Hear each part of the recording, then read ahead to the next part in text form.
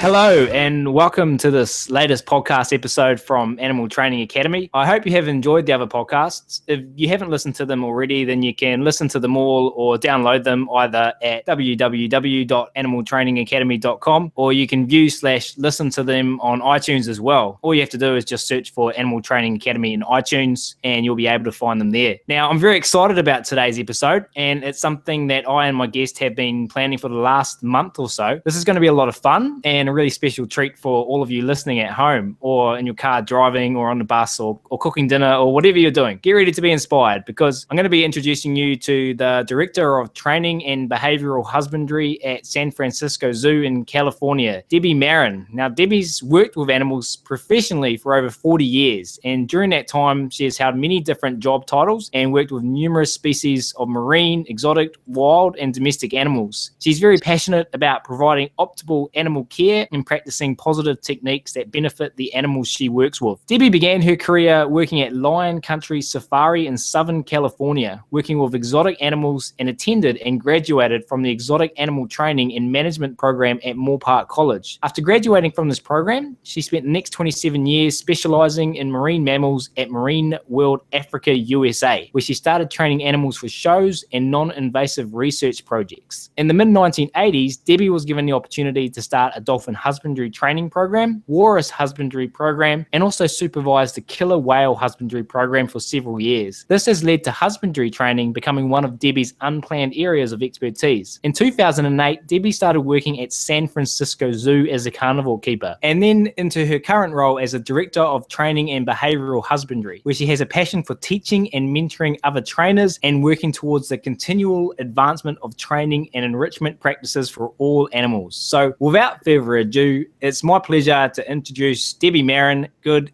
evening to you, Debbie. Hi, Ryan. It's great to finally talk to you in person. Yeah, we've been originally connected on LinkedIn, and we've been communicating, what is it now, at least a month over LinkedIn Mail and Gmail and via the website. And you've been kindly commenting on a lot of the content on the website. So it is very great to, and like I was saying to you just before we started this podcast, I've been looking forward to this for a long time. So it's great to finally connect. Yes, I agree. Me too. I've been enjoying looking at your website and going through the lessons, and I've been sharing them with the staff here that I'm trying to teach and inspire. And so you're a great resource for me. Thanks, Debbie. That's a huge compliment, and that means a lot to me coming from you. So super stoked to hear that. It's midday here in New Zealand. You are sitting nearly on the other side of the world in beautiful, sunny, spring in California now, and Yes. It's 5 p.m. in the evening for you, and you've just finished a day working at San Francisco Zoo. How was the zoo today? It was great. It was a little bit windy, but lots of fun stuff going on today. I started my morning working with our black rhino. We're working a new enrichment project with him and visiting some of the animals throughout the zoo and working on some training plans and ordering enrichment items. The to-do list never ends, so we're always busy. I know I've been watching your rhino training, your black rhino training. Is it Boone? His name is Boone, yes. And it's called a foobler, isn't it? Yes, and he's done fantastic. He's learned it. He started out not being an animal who would engage a lot with enrichment, and so through our behavior plan, we've built his confidence, and he's investigating more and interacting more with this new foobler, which is technology-based giant ball for a rhino with food, and he can engage with it and reward himself when he wants to, not when we want to. So we kind of have turned on his environment for him at his choice. And there might be some people sitting at home going, what does a giant enrichment ball feeder look like for a rhino?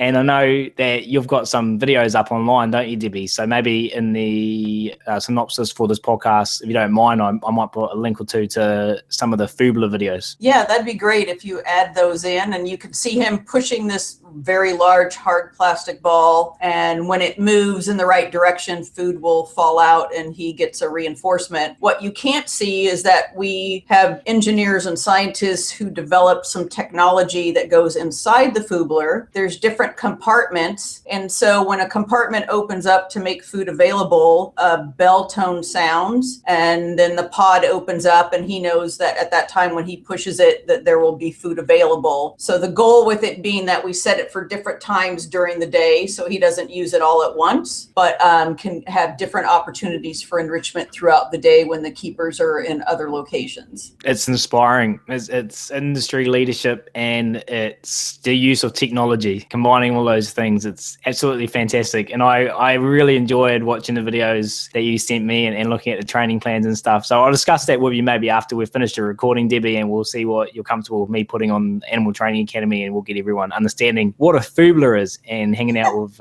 Boone online. Okay, sounds good. Hey, just before we kick off with some questions, just some quick updates for everyone as to what's been happening at Animal Training Academy. April has been a huge month for me. Animal Training Academy hosted its first ever live webinars. If you don't know what a webinar is, it's basically a live online learning event. And I did 4 of them this month. So for everyone that came to one of the webinars, a massive thank you. It's been a lot of fun. And for everyone listening, I'll put a link to the next webinar in the write-up for this podcast, as I've got the next one scheduled for the end of May. Now, also, if you haven't signed up for the free course yet, then get yourself to animaltrainingacademy.com and you can register for that for free today. It's 15 free lessons, written and video content. I'm going to be working hard to make that one of the best free online courses for animal training. So I'm going to be keeping it at 15 lessons, but I plan to add downloadable audio files to each lesson and quizzes to each lesson as well for extra learning opportunities. So watch that space. It's an amazing, amazing resource, and I've labeled it my labor of love to you guys. So go check it out. And the other thing I want to quickly mention is the VIP mentor programs. We're just starting to finish the first of the programs since I launched them in February. They are a lot of fun. If you click on the VIP mentor tab in the main menu at the website, I put together a wee video of one of the first people to finish the program, Bonnie, working with Debbie the Brushtail Possum. So go check it out. All that information, VIP programs, these podcasts, information about the next free webinars and the training tidbits online course, they can all be found at www.animaltrainingacademy.com. So start learning now. Head over there and I'll see you on the inside. But back to our very special guest today, Debbie Marrin, Director of Training and Behavioral Husbandry at the San Francisco Zoo in California. Debbie, we mentioned it earlier, but maybe if we could start off by you telling us a little bit about where you first started learning about positive reinforcement animal training, and maybe about any mentors you had, and about some of the first animals you ever trained using these principles. Okay. Well, I started really understanding operant conditioning, the science behind it, when I attended Moorpark College. And we actually had a class that was a whole semester on operant conditioning. And before we were allowed to train any animals at the college, we all had to get a rat. And so the first animal that we trained was a rat. And we had to do presentations for our instructors and our entire class on what we accomplished with our rat. That's cool. And what did you end up doing with your rat? Well, I did a chain of behaviors. We all ended up doing themes for our rats. And so mine was based on an old television show called Treasure Island. And so my rat went through a long chain of behaviors where he found a buried treasure and climbed up some ropes and jumped through a hoop and ended up eventually back inside the television as the chain of behaviors ended. Nice. Some early signs of some storytelling skills there, Debbie. Yeah, it was a fun project for all of us. And how was it training your first animal? Because I know I've talked to quite a few people about this, and I remember the excitement I felt anyway when I communicated to an animal for the first time. Obviously, we can't talk to them, and we can use the science of positive reinforcement to communicate to them desirable behaviors that we want them to do. And I know that feeling that I got the first time I did that was magical and something that I'll never forget. How do you find that? Well, I feel like I started training long before Moorpark. You know, my dog when I was young, and I didn't really understand what I was doing. But then once you understood it and you actually had an assignment, it's a great feeling of accomplishment to realize that, I mean, who thinks that you're going to be able to train a rat to do all these different behaviors? But you know, we were taught a lot of things back then that probably people didn't realize was going on, 40 some years ago. And that was, we were first supposed to build a relationship with our rat, and we were allowed to take it with us everywhere, including our classes, and let them climb around on us. And, when you get up there and your rat actually performs all these behaviors with all these distractions and your peers watching you and your teachers, of course, there was a great sense of pride, even though it was just a rat. Yeah, but same principles as your killer whales and your rhino and all the animals that you've worked with since. But what a great and fun project to start working on. And maybe tell the audience a little bit, because I know a lot about Moorpark College. However, I don't know that much. I just know it because lots of people talk about it. And it sounds like such a great learning opportunity. I don't think that a lot of countries have that opportunity where you'd go to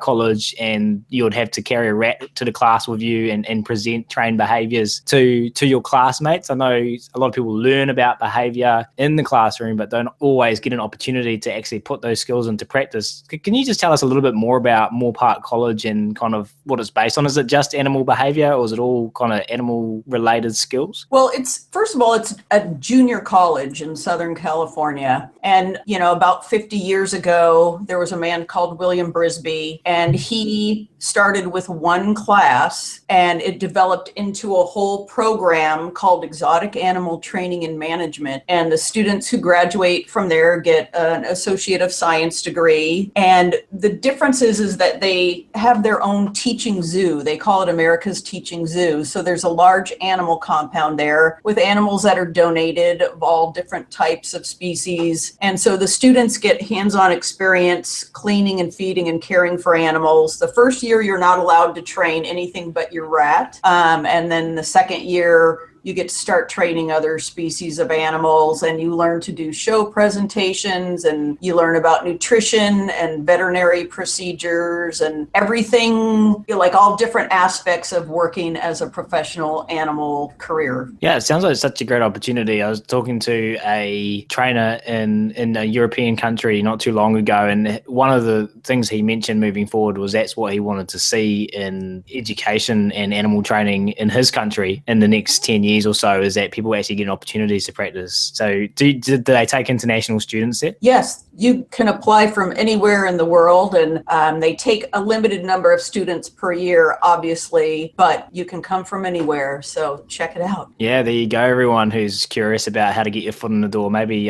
just chuck that into Google and do a little bit of research there. And after that, Debbie, moving forward and into your zoo career, is it called Lion Country Safari? Yeah, Lion Country Safari was actually my first animal job. You had to be 18 years old to work there. And so I turned 18 on a Friday. On Monday, I went down and got my first job. So I went there before Moorpark, and they had a show called Animals of the World, and they would rotate people in and out to work with the animals. And then they finally decided they wanted to have more consistency with the animals, which we all know is beneficial to the animals. And so the woman in charge of the show said, I really need to get regular people, but I can't find any women to handle the snakes. And I had never touched a snake in my life. And I said, I'll do it. And so that's how I got my first job. But I also knew that I wanted to learn more. And so I went to Moorpark from there. That's very cool. I like your story about turning 18 on Friday and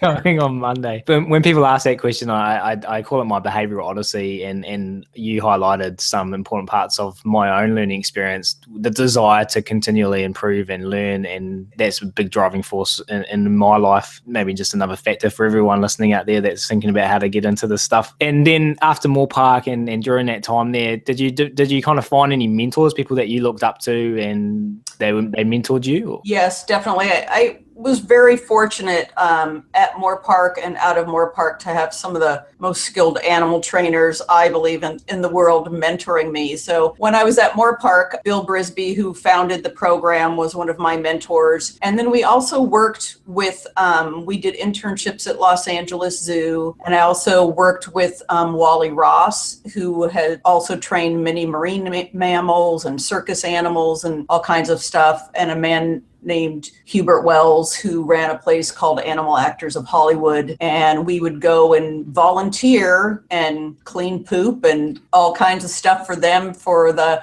privilege of working with them and working with some of their animals. We didn't make any money, but we learned a lot from them on animal skills and really work ethic too. Yeah, so just kind of being around those people and seeing how they do what they do and maybe trying to mirror some of their behaviors. That's something that I definitely did when I was young. Hey, just looking at the time, we might move on to the next question, but fascinating learning about all that stuff, because some of it's, especially about the Moorpark College, I'm very interested in it, is new to me. But one of the areas that you have been involved in, which I found really interesting, Debbie, is training done for research projects that have helped protect animals in the wild. Can you tell us a little bit more about what you've been up to with regards to this? Yes, I was, really fortunate when I was at Marine World Africa USA that they not only did shows for entertainment and education, but they had a very extensive research program. And what happens is that different people involved in research and animal conservation realize that what a great asset it is to be able to do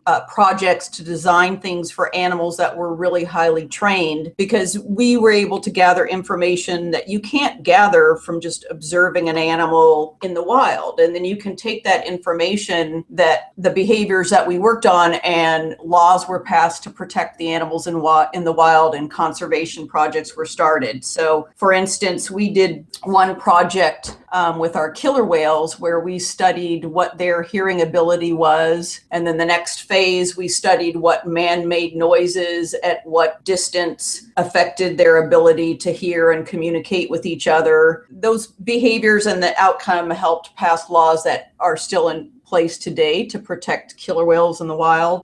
We also did some energetic studies where we trained what would be a very unnatural behavior for a cetacean of any kind. And we put an apparatus on top the killer whale's blowhole, and there was a weather balloon attached to it. And the killer whales were taught to exhale after different levels of activity. And we would measure the tidal volume, and then the gases were collected and analyzed. And that helped researchers to learn what amount of food an animal needed to survive in the wild, and basically energetics for them depending on their activity level. We recorded inside the nasal passages of dolphins to see how they made their echolocation clicks. And then we did a study jointly with the Navy to learn about organochlorine levels in dolphins that were collected from the wild, so animals that were affected by pollutants that stayed in their system. And so for part of the study, we had to measure blubber, blood, and milk. And so not only did we train blood collection, but we could get voluntary milk samples from our nursing mothers. Wow, what an amazing result to think back to that time and know that the training you did is influencing legislation that's still in place today. I imagine that that's quite a nice feeling. Yes, I mean, I love doing shows, and I love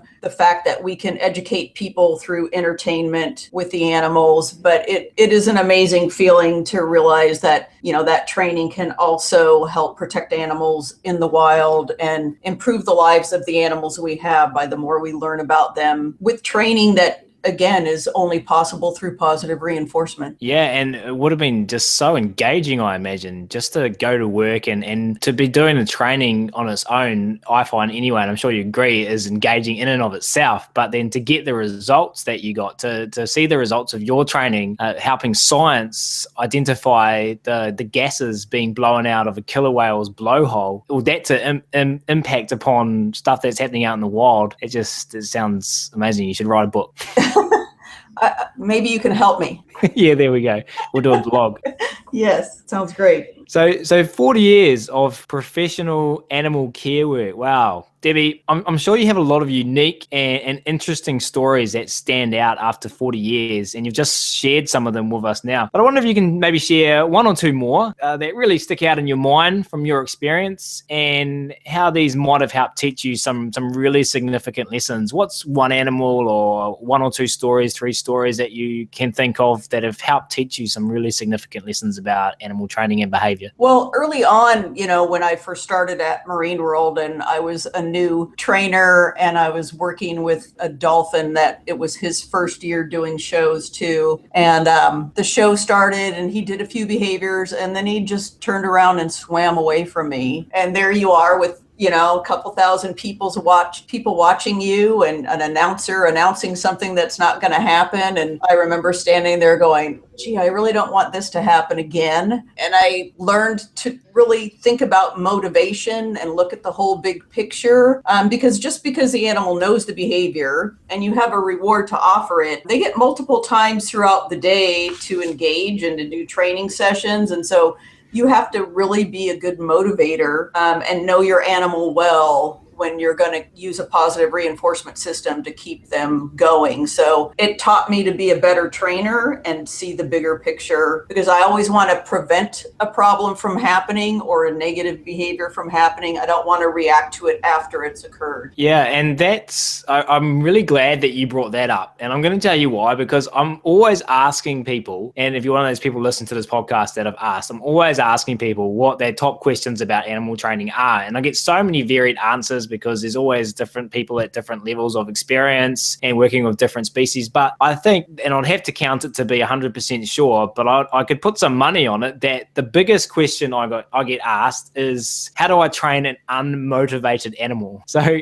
in relation to that question and everything you've just said, maybe just, can we dive a little bit deeper into that, Debbie? And yes. You mentioned that you had to really think about the motivation behind this dolphin. So I don't know how you want to answer this. You could maybe use that dolphin, and I think it'd be quite nice to kind of tell us how you moved forward with that and training with that dolphin. And for those listening out here that have asked that question, and sorry to put you on the spot here, Debbie, but how do we train an unmotivated animal? Well, that's where there's a couple different examples I can give. One will be a dolphin and one with a lion, because get a sea mammal and a land animal. But you really have to get to know the animal's personality and what motivates that individual. So this little dolphin was very young, and so he had a short attention span, and I had to entertain him too. I had to think about how much food was he getting for the whole day. We never used a food deprivation system, but of course, if they've already done 2 shows and they've got some food and they know they're going to have food later on, maybe they want to take the middle show off and go do something more fun. So that's why you don't want to ever rely just on food reinforcers, and you have to make the training fun. The animal has to enjoy what they're doing. You have to set them up to succeed, and you have to be entertaining too. So a lot of times I would be doing what probably looked like showmanship, dancing around or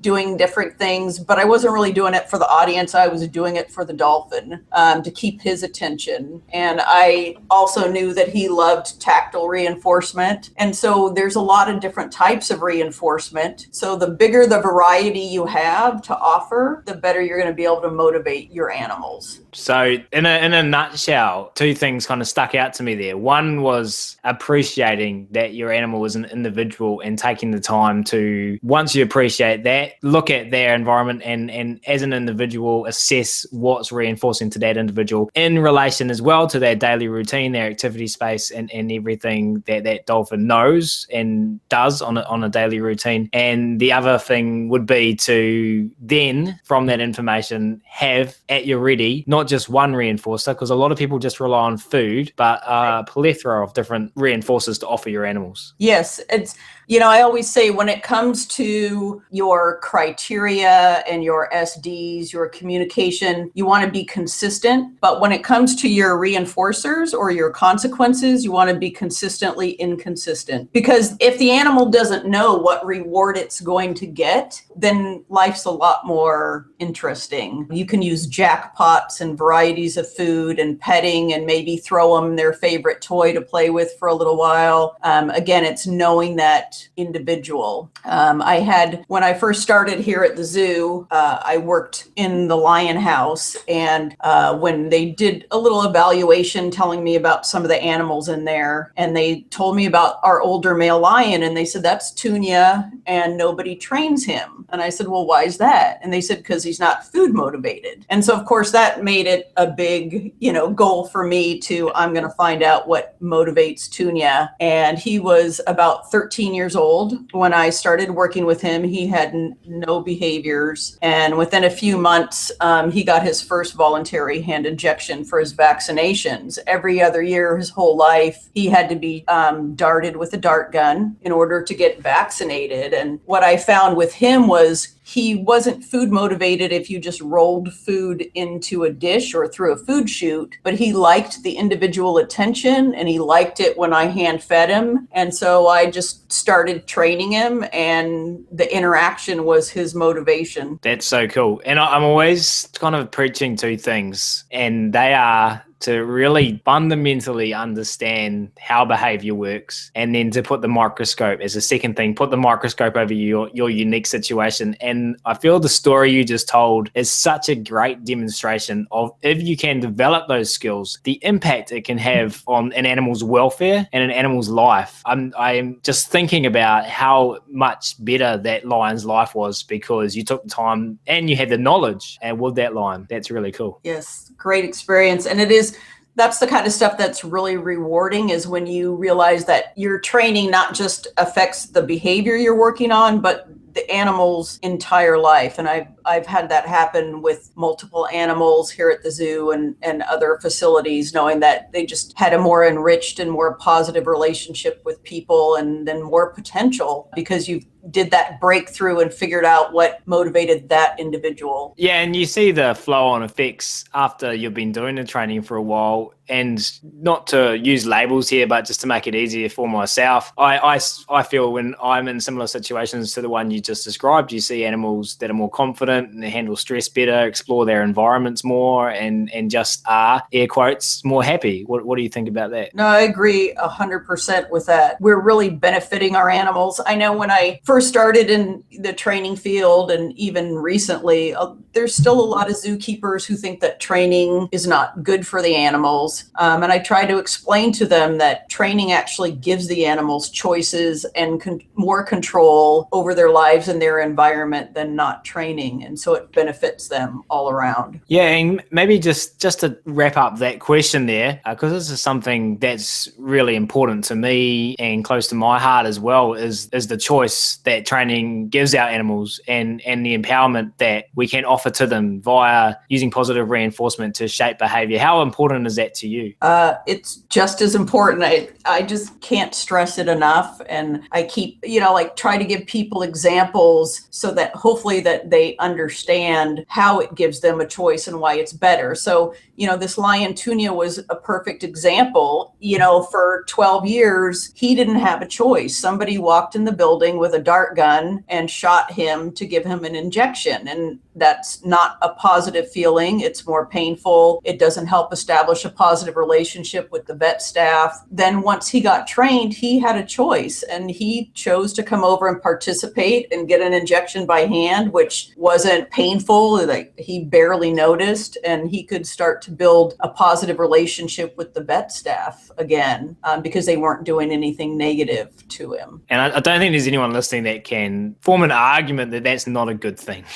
I hope not. It's pretty clear. And I guess something that's just sprung to my mind, and I sent out a piece of content about today because a couple of people told me that, they have employed positive reinforcement, but it didn't work because this is what happened. And the way I kind of see that sometimes is that the humans kind of had a predefined time frame over where or how long they want it to take to train their animal. And because they and it might be due to a lot of factors, didn't get that animal trained via using positive reinforcement in that time frame, they've come to the conclusion that positive reinforcement doesn't work. Now, what's just a little bit of input just before we move on to the next question, with regards to someone who's just starting to train animals and it being okay to not get results in 1 week or 2 weeks or 2 months. Every animal's different and every trainer's different, but the results for the animal's life, like that lion, make it worthwhile regardless of your skill level and how long it takes you. What do you think about that? Well, definitely agree with you 100%. I mean, the positive reinforcement does work. There's science behind it that shows it works. And I think part of the problem there is that oftentimes when people's skill levels maybe don't meet the goal that they set, that they blame the animal instead of themselves. And not to say that they're a bad person or they're doing bad things, but maybe that's when they need to get the help of somebody more experienced or utilize a mentor to help them problem solve. So if you set a training plan and you're working with an animal and you're not getting the results you want, you need to go back and reevaluate that plan. And again, depending on your experience and skill level, maybe that means asking for help. And we should all not feel bad about asking for help because nobody knows everything, but the positive reinforcement will work. You just have to find the right formula. Or you can head over to animaltrainingacademy.com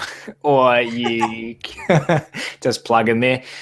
And one thing to add on to that as well, if you can film your training, GoPros are great. A friend of mine made a homemade GoPro the other day with her phone, and just digital cameras. Everyone's got a phone. Film your training, and then when you do go to your mentor or you ask your colleagues at work, you've got something physical to show them, and it's a lot easier when people can actually see behavior happening in front of them. So just add that little injection in there just to build on everything you've just said there. So you just told us about some of the significant lessons you have learned over the last wee while. I was wondering though, if you could sum up now 40 years of experience into a couple of minutes, Debbie, and tell our listeners out there, especially people who are new to training and just starting out with animal behavior, what are some of the most important things for people to consider when managing behavior and when starting out at training? Well, every aspect of the training process is important, but they all kind of fall into these major categories, and that's relationship, communication, motivation, and as you call it, the feng shui.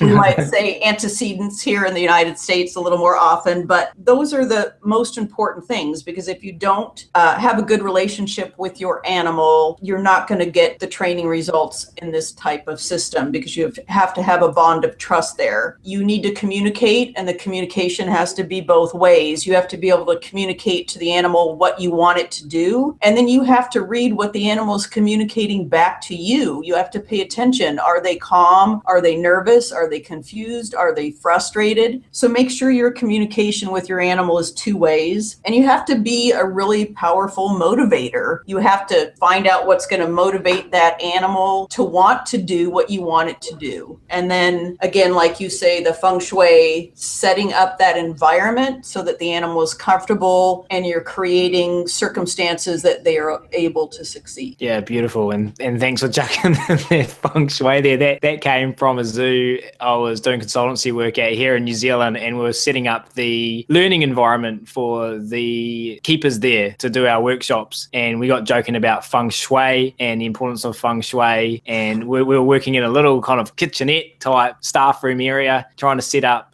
laptop screens and everything. And it turned into a big joke about feng shui. But it's the same. And we that carried on for 2 weeks as we did the consultancy, and we're setting up feng shui with our animals. And as you just said, a pretty important aspect there is getting those antecedents, yes, those environmental elements right, and relationships as well, and partnerships, and forming that communication feedback loop with our animals are also extremely important. So for those people who are out there who kind of listen to that and go, okay, cool, I need to form a relationship with my animal, where do they start? Well, it's going to start out with observations and being around your animals. And then, one of the popular sayings is making deposits in the relationship bank. So if you're going by to see your animal, maybe you bring it some kind of a treat, not for doing anything, but just to go, hey, nice to see you. Here's something that I know you like. So it's really spending time with the animal in a positive way and building that relationship of trust. Yeah, and I kind of created this thing called the 2-minute challenge. And if you're not training and you want to start building that trust account, then take 2 minutes out of your day and add 10 reinforcers. Obviously, observe your animal first, figure out what those reinforcers are. Try to add 10 to your, if it's food, it's going to be a lot easier. It might just be one if there's a toy or something else. But try to add that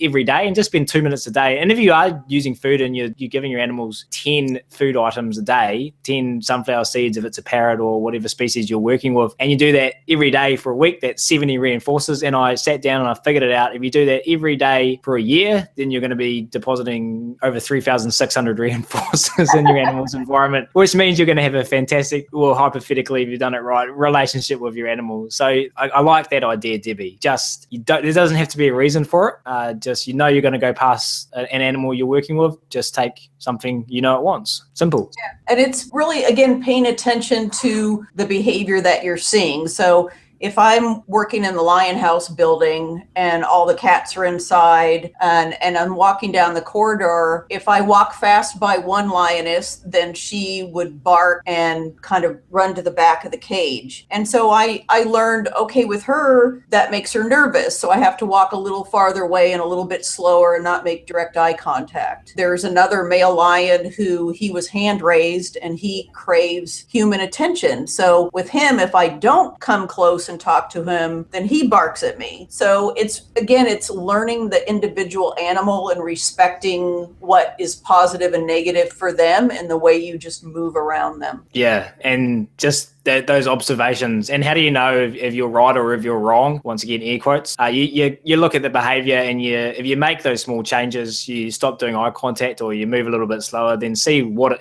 you have to be able to measure the effect of what you're changing and see what effect that has on behavior and measuring behavior. So if make sure that you understand your individuals and you understand their reinforcers and you're understanding the changes that you're doing as well with that. Hey, you must have seen, I guess, Debbie, in the last 40 years, I'm curious what your input would be as to what you'd like to see happen in the next 10 to 15 years in the animal training. I'm assuming, and you mentioned this at the start, 40 years ago, a lot of the stuff was quite new. What direction do you think things are heading in the animal training world, in the zoo world, and what kind of direction would you like it to take? Well, I think it's heading in the right direction. There's a lot of training going on, and there's a lot of good, skilled trainers, but I think just really what we need is more training to be happening and more skilled trainers and more mentoring. And so now I'm going to plug your website. And so the things that you're doing with your training academy is something that's helping people to head in the right direction. So the more education people can get, the better skilled they're going to be, and the more training they apply, the better the animals' lives are going to be. And I hope that we'll have more skilled trainers, and I'd like to see somebody come up with new things that nobody else has trained before. Come up with that novel thing and think outside the box. Like I said, when I first started, there was no such thing as husbandry training, and getting an animal to cooperate voluntarily, to give blood samples and take injections and endoscopes and things like that was never thought of. It was a capture and restrain technique. So let's see who comes up with the next new novel training ideas. Yeah, that's exciting. Yeah, it's always exciting. And I think that's part of the reason that I, enjoyed being in this business for 40 years is because it never gets boring. There's always more to learn, including myself. I'm always still learning, and there's new things happening and being created, like technology and enrichment, and there's a lot going on. Yeah, and it's really inspiring to see. I'm going to plug you now, Debbie. It's really inspiring to see your rhino videos the other day, and I know you sent me some behavioral change plans and newsletters you send out there. So I feel that you're doing a fantastic job. It's industry leadership at its absolute finest with regards to the stuff that you've sent me and I've seen, and it's an inspiration to me. So thank you for everything that you do for animal training as well, Debbie. Well, thank you very much. That means a lot to me also. And I just want to read out a message that someone sent me. Celine couldn't afford the mentoring programs, but she sent me a message and it just melted my heart a little bit. She said, "Thank you for the amazing work. It's only after I watched your videos on Animal Training Academy that I actually started working with my birds. My end goal is to tame up my 8 birds and also teach my rabbits that clipping claws and brushing fur does not need to be a fight between strength. You inspired me to get on with something I've known I should have done 6 years ago when I got my first animals. Thank you," in capital letters, exclamation marks. Always wanted to be an animal trainer, but always put it off until the next day. And so if my resources are doing that for people out there, then that is the reason that I started Animal Training Academy. And it is an absolute honor to be put on your car stereos or your iPhones or wherever it is that you're listening to me. So I wouldn't be here without you guys out there listening to me. So just a massive thank you for that message in my inbox the other day, and for everyone, wherever you are right now, listening to this podcast. I really appreciate you guys. I wouldn't be here without you guys. So big thank you. Hey, we're nearly at the end, and Debbie, man, did I enjoy that conversation. It was a lot of fun, and I think me and you both highlighted before we actually started recording that we could probably sit here all day. Yes. I've definitely just learned a lot, and I'm sure everyone at home has absorbed and learned a lot from this experience as well. It's been absolutely fantastic. Any last words, Debbie, before we start to wrap up? Yeah, I just want to say I'm so happy that we found each other on LinkedIn and that I have you as a resource now. And I hope that you know that you'll always have me as a resource. And I hope that we have many more years of animal training communication. Yeah, and I'm no doubt we will. And I'm already thinking of people that I know are just going to be really inspired by what you're doing with your rhino. That's the only enrichment one that I've watched so far with the rhino out of your work, but I just know some people that might be in spaces where the enrichment's not been taken up to that level yet, and they really want to push it and they really want to get there, just to be able to see that happening. And for everyone at home, I'm going to put a link to Boone and Fubler in the synopsis for this podcast. It's really inspiring, so keep creating your content too, Debbie, because it's really inspiring just to be able to see that with your own eyes. And then that gives you, even if you didn't do it, it gives you a reference point to what other people are doing and what's possible. So as well, keep creating, Debbie, and keep inspiring me. Thank you. Great. Well, as mentioned at the start of the podcast, if you haven't ventured over to animaltrainingacademy.com, then make sure you get over there and check out everything on offer. This podcast will be going up on the website, and there will be that link where you can learn more information about when the next webinar is going to be as well. Also, check out the free Training Tidbits course, 15 free lessons. It's my labor of love to you guys. Go check it out. And of course, it's really important. I want to hear from you guys. I'm getting more and more messages every day. Please leave your comments. Debbie, you've been leaving a lot on the website, so a big thank you for that. Send me a message. Tell me if you like the podcast. Tell me if you didn't like the podcast. Tell me your thoughts. Tell me your comments. If you just want to say hi and tell me that you had a pepperoni pizza for lunch, I'd still love to hear that. Ask questions, and I also want to know what you guys want to know about, and I want to know what you want as well. Do you want more videos? Do you want more podcasts? Do you want more webinars? How and what do you want to learn more of? Let me know, and I will do my best to make that happen. But that's pretty much it for this episode. Like I said, Debbie, it's been an absolute pleasure. Good luck out there, everyone, with all your training endeavors. Head over to animaltrainingacademy.com and I'll see you on the inside. But for now, Debbie, we'll say farewell. It's great talking to you, Ryan, and goodbye to you too. See you, everyone. Bye.